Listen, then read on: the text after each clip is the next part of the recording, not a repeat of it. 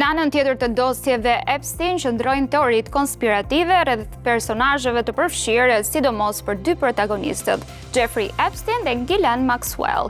Dhe që pasi kjo e fundit u shfaq para kamerave për të dëshmuar, interneti ka zirë me iden se ajo që nuk pranoi të përgjigjej asnjë pyetjeje nuk ishte Maxwell, por një grua tjetër e cilësuar specifikisht si iraniane.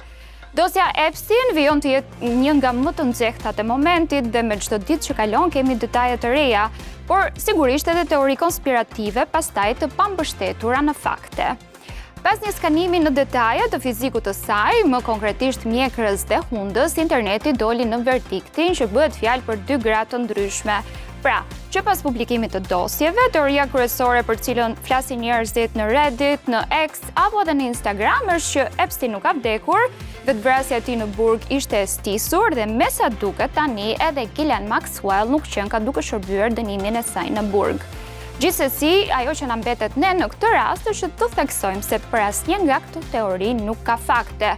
Por sigurisht realiteti i shpalosur në ato emailë ku shfaqen me qindra herë emra si presidenti aktual i Shteteve të Bashkuara, ish president e njerëz që sot renditen si më të pasurit në botë, nuk është çudi që njerëzit e thjesht të besojnë se e gjitha është një fars, dhe se ata me fuqi dhe me para mund t'ja hedhin pa shumë pasoja. Siç po thoshim pra, njerëzit më me influencë të këtij planeti gjenden në dosjet Epstein dhe pjesë e listës është dhe Naomi Campbell, një nga emrat më të njohura të botës së modës. Emri i saj nuk ishte lajm i ri për ne, por vëmendja u zhvendos sërish te Campbell pasi ajo bëri një reagim në mediat e saj sociale, pasi njerëzit nisën të shpreheshin se supermodelja është përdorur nga Epstein për të joshur vajza të reja që donin të bëheshin pjesë e industrisë. Në dosje Naomi përmendet të paktën 300 herë. Në një postim që ajo kishte bërë në Instagram shkruan: "E kam thënë në 2019, po e them edhe tani, mos e jani tek unë, nuk kam bërë asgjë gabim.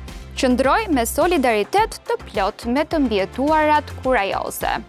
Rezulton se gjatë viteve Naomi është takuar me Epstein në festa ditëlindjesh apo evente të lidhura me modën. Në një nga emailet madje ajo po shihet të kërkojë që të përdor një nga avionët privat të Epstein. Campbell duket se ka qenë në kontakt me Epstein para dhe pasi ai të liroi nga burgu në vitin 2009 dhe Epstein përdorte emrin e saj për t'u premtuar vajzave që shënjestronte se mund t'u siguronte akses në Victoria's Secret.